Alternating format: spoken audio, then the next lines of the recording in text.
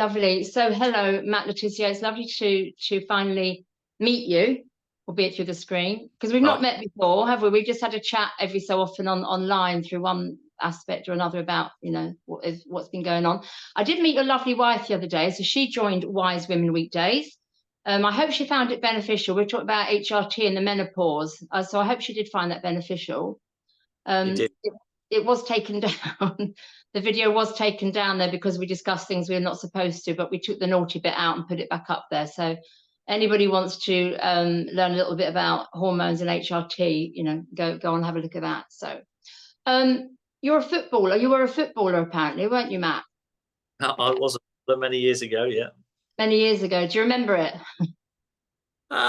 It was a time of my life. I had 17 years playing the sport that I love and getting paid for it. So yeah, what was there not to like about it? And I remember, large chunks of it and remember it with great fondness. And was your main team Southampton? It was my only professional team. Yeah. So from what I gather, I don't really know football at all. I thought Southampton wasn't one of the main Premier or world-class teams, or am I wrong there? Because I just thought of Manchester United and Arsenal and Chelsea. Was Southampton up there with them? No, well, Southampton were one of the smaller teams in the Premier League, but throughout my entire 16-year professional career, we were always in the top flight, playing against Manchester United's and Liverpool's, and we were never relegated when I was playing there. That's got to be a good legacy, hasn't it? I'm going to Southampton actually on Friday. So are you from Southampton then, or were you bought into Southampton? Because I find that's really strange. People can buy players. So I grew up in the tiny Channel Island of Guernsey, actually, and Southampton spotted me when I was about 15, I think it was, just before my 15th birthday. I joined them when I was 16, so I cost them nothing and gave them 17 years of my life. Wow, and kept them at the top of the league. Well, we kept them in the top flight. We weren't necessarily at the top end of the league. A lot of the time we were fighting at the bottom end of the league, but yeah, we managed to stay up the whole time, yeah. So I told you I don't know anything about football. I mean, my football goes on, well, through childhood, because my dad actually, bless him, he used to play for Charlton. I mean, gosh, this was obviously in a different world. He used to play for Charlton, and he had to make that decision whether to stay in football or to get a career where he would be paid properly in the bank. So he went off to the bank, because in those days it wasn't what it is now. It's become very corporate, very commercial, and very money making, hasn't it? It's changed a lot. How do you feel about that? I feel a bit sad about it, to be honest, that it has become so much of a business. It was definitely more of a sport back in our day, and unfortunately the sport seems to have taken a little bit of a back seat, and it's all about how much money each club's got and how much money each player can earn, and the sport side of things is almost become a byproduct of it. Yeah, that's the sadness, isn't it? It's kind of the way the world seems to be going, sort of corporations, money, very competitive. Although football's always been competitive. I remember listening, gosh, on a Saturday night, that music, was that match of the day or something, wasn't it? Every Saturday night, and then Sunday, something else came on Sunday, because the TV was taken over by my dad and my brother, just always watching this football. It was like the life and soul of, it seemed to me, every family. It was just the way it was. I don't know if that is the same now. I mean, when I was married, my husband was into Millwall, really into Millwall, and I know they came with a reputation, so I started learning a different side of football with Millwall. And the first time we went up to London, and they were playing West Ham. And apparently, yeah, exactly. It's all the shops were like shut and bricked up, and the football, the policemen were on the horses and stuff like this. I didn't know. I had no idea what was coming, and it's quite sad, really, because I know it was in his blood, because his father loved Millwall, and it's ancestral. It's kind of it's tribal, and I'm from the same neck of the woods. I mean, I was born in Sidcup. So that's kind of my neck of the woods, but I moved down to the south coast, so I didn't follow that. But it was interesting what I learned. I never went to a football match. I was never invited to a football match, I think, because I wasn't supposed to see the other side of what goes on in football. You know, my now ex-husband was quite a gentleman at home, but I think in the football ground he was somebody different. I don't think he wanted me to see that. But what he would say was that they would like do a rent-a-thug. But because Millwall had that reputation of being quite an aggressive team, they would like bring crowds in to stir it up. Was that the norm? I mean, do you know anything about that? I don't know anything about that side of things. All I kind of witnessed through the 80s that there was obviously quite a bit of crowd trouble, and it was very tribal, and things seem to have settled down pretty well in the intervening years. Although there was again a little bit of trouble at the weekend for a big local derby with West Brom Wolves, but thankfully those incidents are few and far between these days. Yeah. It's interesting though. I mean, I bring that up because I know what's going on, or what has been going on over the last few years, when there's been a lot of protests about certain medical interventions, and a lot of the public have disagreed. Again, I've seen I've witnessed it for myself. People have been brought in to stir up the crowds, like rent-a-thug, rent-a-crowd. Yeah. And I thought, this is crazy. I was, I was really surprised to see this. And also at the beginning of all this stuff that we've just been going through, you'd watch things on the TV in like China, where people would be walking along and then suddenly they'd drop down dead. And then I realized they're actually crisis actors. They're actually, they're people that are paid to do this for a living. And when I found that out, I was really actually quite surprised, and I had to do a bit of Googling. But you can go, you can Google it for yourself and employ people that are crisis actors that will do this. It's amazing. I mentioned that on social media a couple of years ago, and apparently that made me a conspiracy theorist, for even though you can actually Google it and go and find these kind of people. Apparently I'm a conspiracy theorist for actually pointing that out. Telling the truth. Well, conspiracy theorist, that's a word coined by the CIA, isn't it? I think I mean, we're truth tellers at the end of the day. I think we're truth tellers. But another aspect of football that I think is interesting is because what's been going on, and I'm really interested to hear your views on this, it's like a means to control, and I don't mean this disrespectfully at all, because I know, most of the world loves football and it does bring people together, but it is all very tribal. When I've been away in like villages in Africa or South America, you're in native local people, and they say, well, who's your tribe? And then Mike would have said, oh, Millwall. And I thought, okay, because it is kind of tribal, isn't it? But then not all the tribes get on, going back to sort of sometimes the aggression you see at the football matches. But it's interesting because it's like not a means to control, but it's in a way, I see it, being not a football fan, of entertaining the masses. It's like bread and circuses. So in days gone by, if let's go to Rome, where you'd have the gladiators, if there's going to be a little bit of the local people weren't happy about something, so you'll put on a nice show, you'll bring the gladiators in, you'll throw some bread out and keep them happy. And I know, again, it happens in Africa, when the people are really, really hungry, then the boss of the country, the president, will go along to the villages and just give out rice and flour and, put some entertainment on and keep them happy. I mean, do you see football as a means of that, or is that a bit naughty for me to say? No, I actually didn't think about that side of things, obviously, when I was playing all those years ago. And I don't think it was quite that bad, but it kind of dawned on me in the summer of 2020, when obviously we were in various lockdowns, and the country, the people were starting to get a little bit restless, and the government made a very big effort to get Premier League football back on the television screens. So there was this huge effort made to make sure that they could go and play football, and it would be televised, because there was no crowds allowed into the grounds at that point. And it did feel like to me then, why are they making such a big effort with that? And it kind of dawned on me that it was just to quell the masses. The people were starting to get a little bit restless with the lockdowns and not really seeing the point of it. And all of a sudden they had live football to watch, nearly every day. And it was like, oh, that's okay. We'll stay in lockdown because we can watch football now. And it was the first time I'd really thought of it being used in that manner as a bread and circuses type exercise. And yeah, I definitely think that politics has hijacked our national sport over the last few years for sure.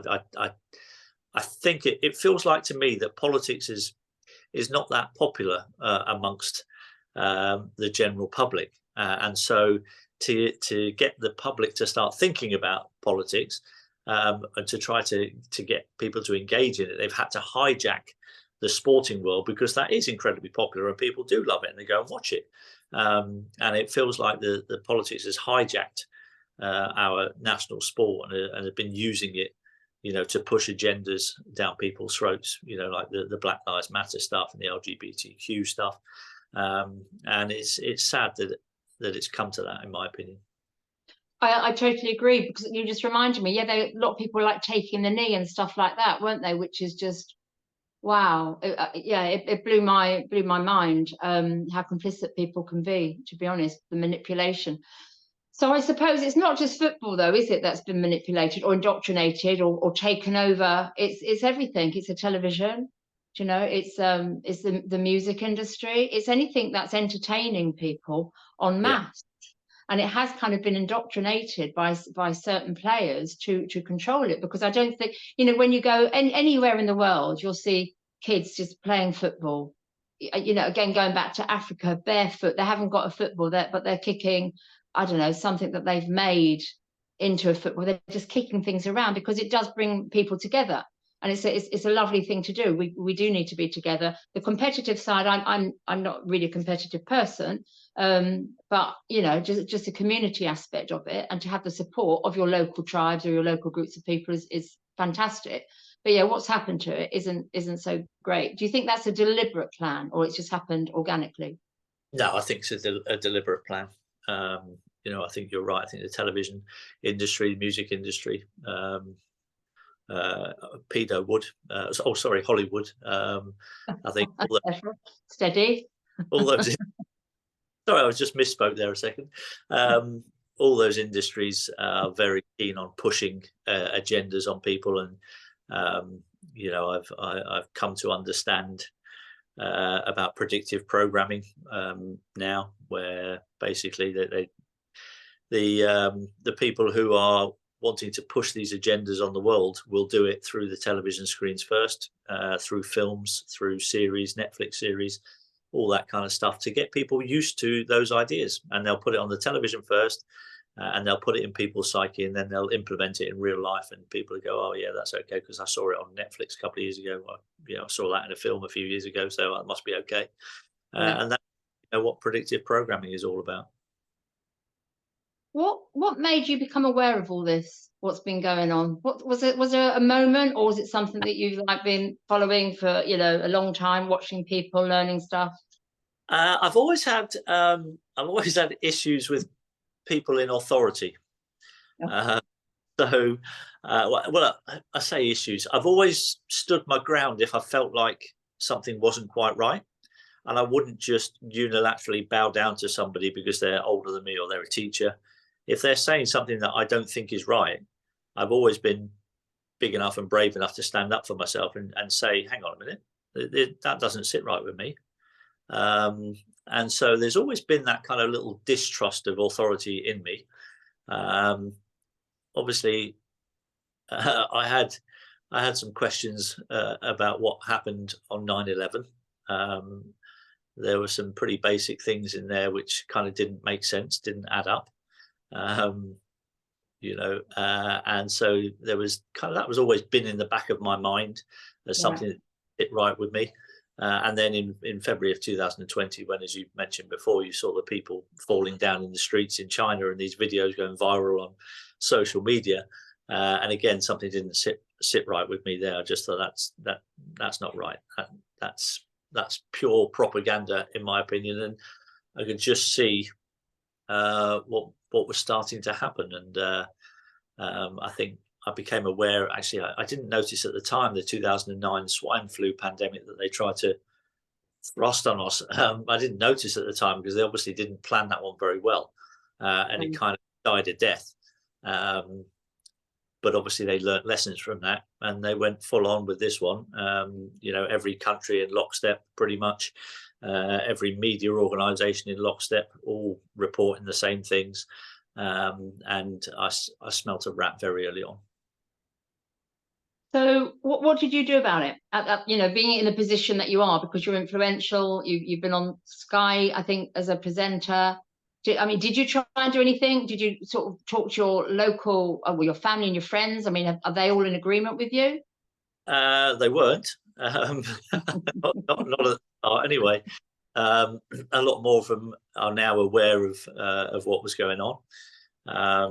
And I was just speaking out on social media, giving my thoughts very early on. And then, you know, the whole George Floyd thing happened, and the Black Lives Matter thing kicked off. And I refused. I was the first person, I think, on Sky who refused to wear the Black Lives Matter badge. I'd obviously had an understanding of what that organisation stood for, and I didn't want to be part of it. I didn't want to be seen to be supporting it. And so that obviously didn't go down very well. So yeah, I just kind of spoke out on social media and you know, try to give an opposing view in regards to the narrative that we were being fed by the mainstream media, and you know, just trying to make people aware that sometimes the mainstream media actually not only do they hide the truth from you, but sometimes they actually downright lie, barefaced lies. And don't think twice about doing it. So don't trust them, is basically what I'm saying. And I mean, how have you dealt with that? Because not everybody's going to be on your side of that, are they? They're going to say negative things. I'm sure it hasn't been a walk in the park for you. No, obviously the mainstream media have attacked me at every possible opportunity that they could, which I expected, because obviously what I'm saying is exposing them for the hypocrites that they are. So obviously they're going to attack me, and I was ready for that. And luckily, I was born with I had a very good upbringing. I've got a good, strong mentality. I don't get bullied easily. I don't get frightened easily. And you know, I've got convictions in what I say and what I do. You know, and if you strongly believe in something, then you have to stand up for what you think is right, and that's just exactly what I've done. And you know, to hell with the consequences. No, absolutely, absolutely. You know, huge respect to you. I think so many of us have found that when, you know, we've really got to follow that path when you really know the truth, and it's very difficult, because we are losing friends and family, or we have done, and that's metaphorically, but also physically. You know, I know people that have actually died because of the medical intervention that we've had to go through. And you're hearing stories now that people that did follow that, they took the poison, and we tried to stop them, but now they're actually coming on board saying, well, actually, I wasn't very well, or I know somebody who's been ill and I'm not going to take anymore. So I think the tide is turning, but then there are still, you know, a bunch of people that are following the narrative. I think, is it fear? Is it stupidity? Is it because they don't want to, you know, do the work? I think there's probably several reasons for it, but I think fear is one of the main factors. You know, the propaganda that was used in the early days was incredibly effective on a lot of people, and it was you know, 24 hours a day bombardment through the television, through the radio, through the newspapers. So it's no surprise that people were frightened. But as you say, they are waking up slowly but surely. More and more people, certainly in my circles, have decided they won't be taking any more of the medical interventions. And yeah, there is definitely a massive shift in people's consciousness and understanding of what's gone on these last few years. But there is still, as you say, I think there is still, and I think it's a minority now. I think there's a minority of people that still believe everything that the BBC come out with, and still believe, you know, everything that their government says, even they've been lied to on many occasions, and still keep believing it. But that's their choice, you know. And there are some people that will be completely lost in that, and you can't. What I've come to understand over the last few years is you will never save everybody. I know, that's right. You know, we've all got choices, haven't we? And I think we can't feel responsible for those that don't get saved. It is a choice. The information's out there. Some people, I think, don't want to go down that path. It's a lot of work, and you can get ridiculed, especially in the early days. For those of us that did stand up, you know, we were mocked, humiliated, and by people that you know, that were in our close network. And it was very sad. But when you do know the truth, you just have to follow it no matter what. And it does take a certain amount of courage and guts to do that. And like you say, the fear that they put into us with the NLP, then, you know, the neuro linguistic programming, it's 3 words. Even before this kicked off, I remember being at the train stations and they're going about see it, say it, sorted. And it's just infiltrating, you know, it's like Chinese torture. You hear these terminologies all the time, build back better. So very, very clever how they've done it. And a lot of work has gone into it. But I think what is good is so many people now are aware of what is happening. And I'm very happy about that, as I'm sure you are, because also you can have normal conversations, not conspiracy theory. You know, it's mainstream conversations because people get it. And there's enough of us now that we can talk, like you and I, we're having the conversation about this weird stuff, which isn't weird at all. It's the truth.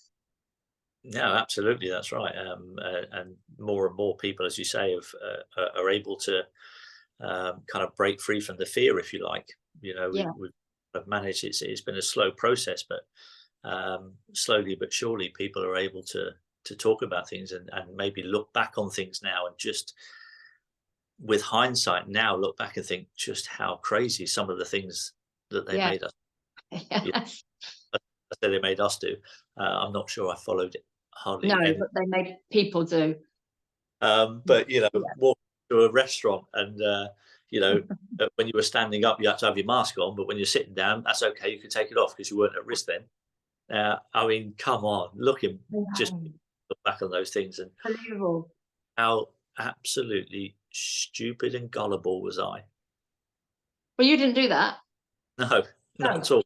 No, how, but the thing is, I think there's pride, because also it's these little mini Hitlers that used to try and enforce this.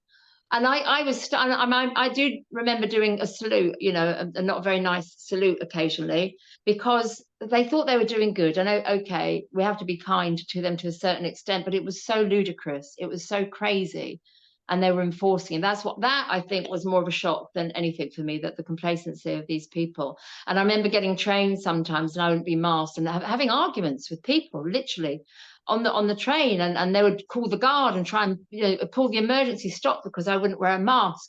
And then I might go to a guard at the end and ask directions, and they'd physically jump back because they might, you know, I might breathe on them. It was just shocking. And I would laugh actually, because I thought it's just stupid and silly and sad. I had one incident on a plane. So I'd flown to Guernsey, gone back to see my family, and I'd flown over there and had no problem getting over there without a mask on. You know, I just said I was exempt. And then on the way back, when I was leaving Guernsey, I sat down and I didn't have a mask on. And the air hostess asked me if I put a mask on, and I said no, I'm exempt. And she said, well, no, we have a compulsory. It's compulsory on these flights. You have to wear a mask, otherwise you can't fly with us. And I said, well, I'm actually exempt, and it's in the laws of the land. Well, no, it's company policy. You've got to have a mask. I said, well, I haven't got one. I said, I have a condition, and I don't want to wear one. I'm exempt. And so she went and fetched the pilot of the plane. So the pilot comes down, all self-important, absolute knob of a man. And he come down, and he's gone, no, so you have to wear a mask. So I said, can I ask you a question? He said, yes. I said, are you allowed to eat on this plane? And he went, yes. I said, and you can drink on the plane as well? Yes. So if I can eat and drink on the plane, how am I going to do that with a mask on? He said, no, you can take your mask off when you're eating and drinking. And I was like, right, okay. I said, give me the mask. So the air hostess gave me a mask. I put over my face like that. The pilot walked off. I took the mask down. I opened a packet of crisps, and for the next 40 minutes, just deliberated over my crisps and didn't wear a mask the whole way through. And I just wanted to highlight to everybody around me just how ridiculous these rules were. Absolutely absurd, absolutely crazy. And I had a similar situation. I was coming back from Spain with my family, and I didn't have a mask on. And as we were putting our luggage through, I had an eye mask. It was an eye mask. And they looked at me, so I just lowered it. I wasn't wearing the eye mask, but I sort of had it at hand because I thought we're going to have some grief here. So I put it over my mouth, and just to get through. And they said, oh, it's like they'd struck gold. They were so happy to find somebody that was like, you know, fighting the system. And they started speaking very quickly in Spanish, blah, blah, blah, blah, blah, blah. And they said, mask, mask, mask. And I said, no, it's fine. They said, no, it's for an eye, you know, a sleeping mask. I said, no, this is fine. I said, this in Spain, in London, this is a designer mask. This is Gucci. This is Gucci. This is what we're wearing in London. Anyway, she phoned up, and then four policemen came, 4 of them, and took me off, took me into a room, took my passport off me, and kind of interrogated me. And again, I wasn't in fear because I was so angry, you know, and I just carried on saying that this is a Gucci mask. This is what we wear in London. Well, you're in Spain, you have to wear a blue mask, they said. And otherwise, if you don't wear one, we won't let you go on the plane. So luckily my sister was out there and she just gave me a blue mask. I just put it on to get through the door, and then off it came. And yeah, just ludicrous. And then I got on the plane and I didn't wear it. And luckily I had 2 sort of a young lad and a wide awake pilot, because I wasn't wearing it. He said, would you like a mask? I said, no, I really wouldn't like a mask. And we had a good conversation. Yeah. So yeah, it was the complacency of the people. It was a mini Hitler's trying to enforce it.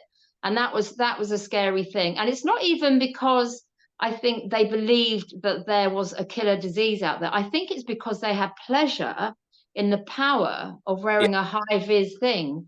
And, you know, small man syndrome, I call it, and I call it other things as well. But I think that's what it is. This ego that comes up and bossing people about. It's not very nice at all. The people that enforce those rules were well aware of exactly what it would do to people like that, and they know that they would have soldiers on their side who would be willing accomplices. The big boys. That's right. You can imagine. Out their rules for them. That's right. If you were aware of, you know, things like the Milgrim Experiment and the oh my God.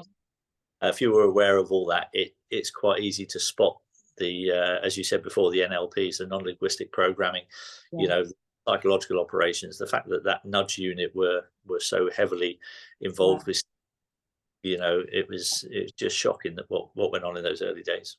Yeah. I mean, do you think they're going to repeat it? Do you think they're going to try again? I'd be surprised if they tried it in this country. I think they've lost it in this country. I really do. I think too many people now have seen the light, and I don't think the same amount of people would fall for it again. Don't get me wrong, there'll still be a decent percentage of people who would go for it again, who loved it because, you know, it gave them a little bit, as you said, it gave them a little bit of power, a little bit of importance, and it gave them a bit of drama in their lives, which they probably didn't have before. But I think if they went for it again, I think they'd come up against a much bigger resistance. No, I agree. I agree. I think they've tried it several times with other methods of diseases, and it hasn't worked. This was a biggie, and too many of us said, no, enough is enough. So, Matt, your name pops up every so often. This morning, it came through somebody, I think a guy called Mark Christopher Miller. I think he's an American. It's saying, soccer legend Matt Tissier tells how he stopped the UK killing program in his sport. Where are the other athletes doing the same? So what have you done here to stop? You've gone to the Football Health, or whatever it's called, PHA, Professional Football Association. So I mean, I think his headline is slightly disingenuous. I don't claim to have stopped anything. All I did was highlight what was going on and ask for an investigation. And eventually, you know, I was lobbying the PFA and FIFPro, which were the footballers' unions, because I didn't feel like they were sufficiently looking after their players properly.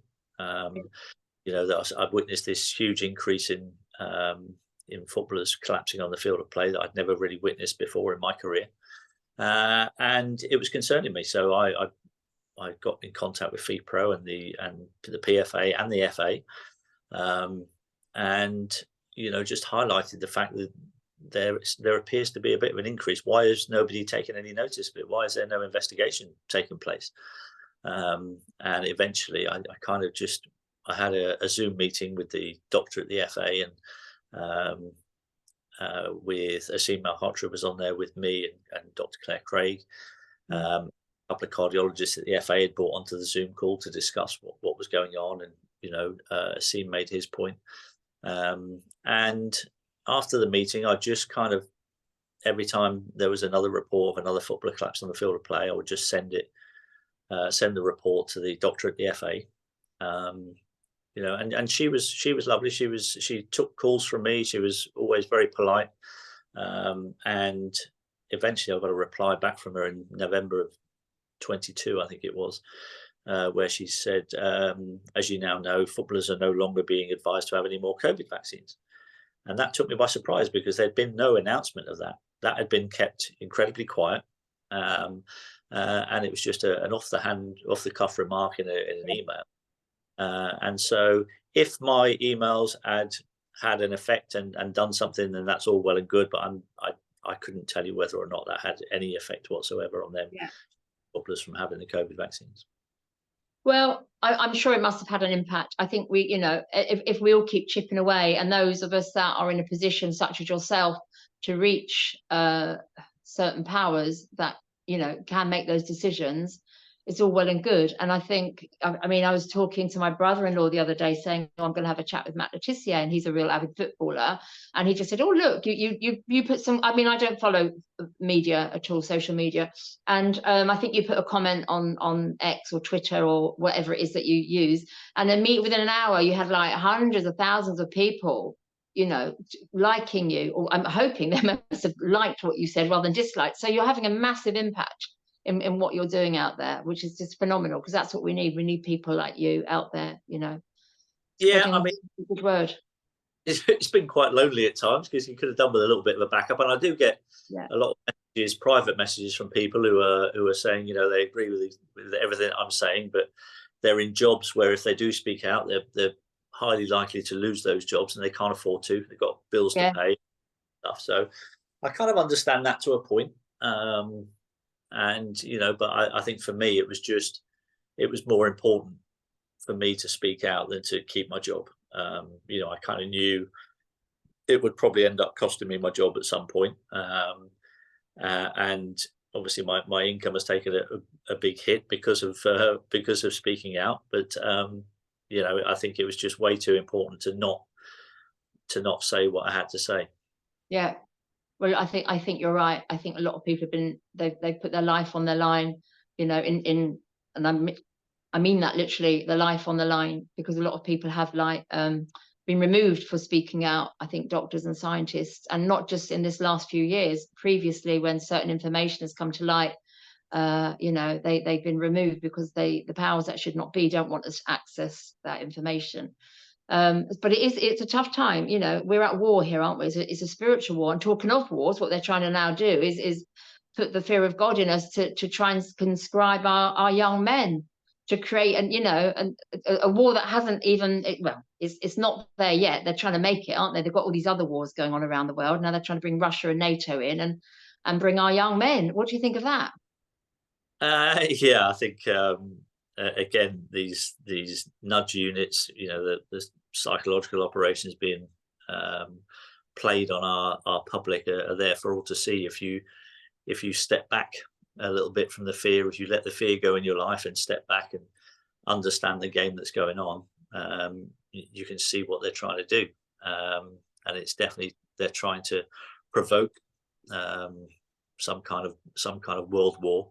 And it doesn't take a genius to work out why they're doing it. There's obviously a lot of money to be made when it comes to wars. I believe that the amount of money that they've spent over the last few years on the furlough, the bribery money, to keep people's mouths shut, which is what furlough was.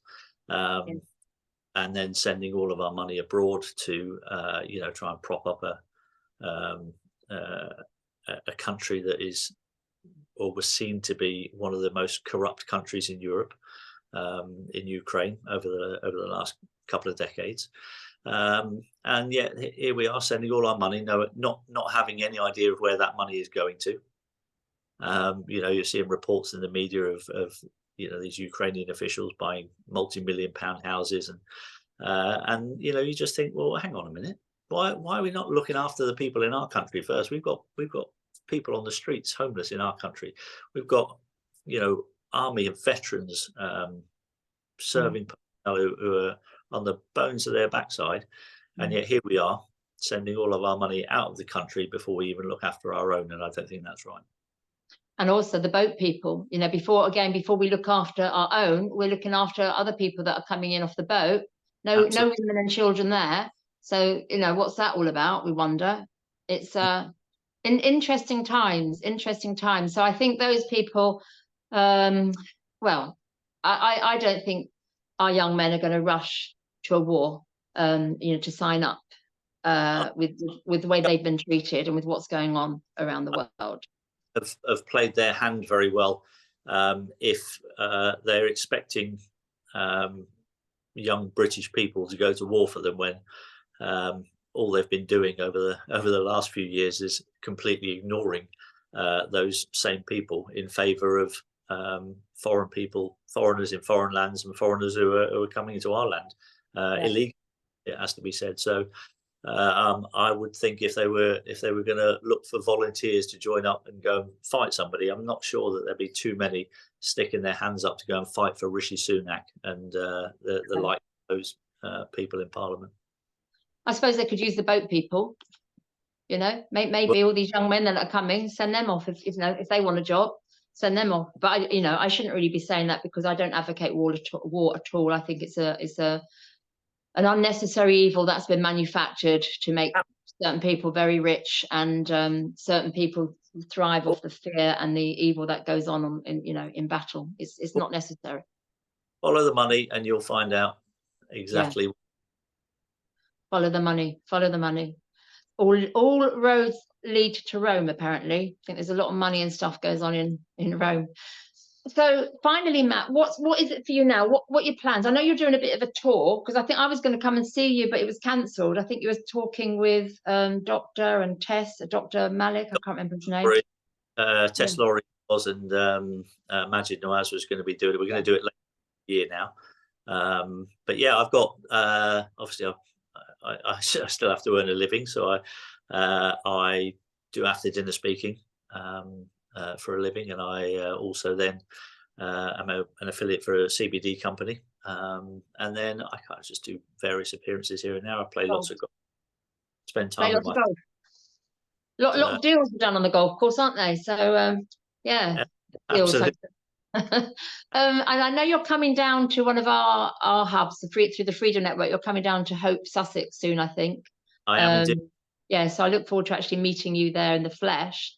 Just also, when you do your after dinner talk, so is it about football or is it about conspiracy stuff? No, it's always been about football and my career after football, and that's what my job is to do, and that's what most people will hire me for. But sometimes they'll want a question and answer with the audience, and then you just open yourself up to any questions that come your way. And sometimes this kind of thing gets bored into it, and then I'm happy to talk about it. But it all depends on what the client wants from me. Yeah, of course. Like you say, you've got to earn a living, and you don't want to earn a living. You don't want to upset too many people. Oh, I don't know about that. Maybe we do. Depends who they are.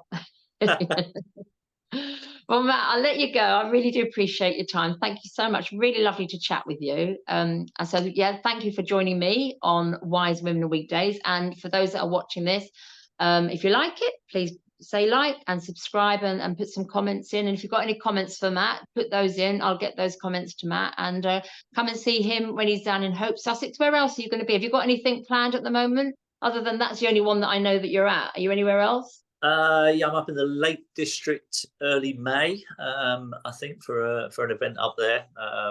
In terms of, this kind of stuff we've been talking about. Yeah. London, March the 3rd. I'm doing a chat with Richard Vobes, who's interviewing me, and Clive de Carle. Oh yes. So that's March the 30th. March the 3rd. Oh really? You're doing something? Are you not doing something March the 30th as well? Have I got that wrong? Off the top of my head, I can't remember March the 30th, but I know I was talking to Clive and Richard a couple of days ago, so I know that one's March Okay. the 30th theatre in London. But I'm not sure about March the 30th. I'll have to check on that one. Do check. It's only somebody mentioned it because with Sandy Adams. Are you in touch with Sandy Adams? Maybe I've got the names wrong, because I know she's invited me to go along with Clive de Carl and Richard. So maybe it's a different event. I don't know. Yeah, I've got nothing on March the 30th, but March the 3rd, maybe you added an extra. Maybe. Well, that's my birthday. That's why I remembered it. I thought, oh, so cool. Well, you know, I wish you well at these events, and I'm sure you're going to be asked to a lot more, because you know it's great that somebody in your position is standing up for humanity, really, and for the young men on the football field. So thank you so much, and I look forward to meeting you at Hope. Look forward to it. Thanks, Karen. Thank you.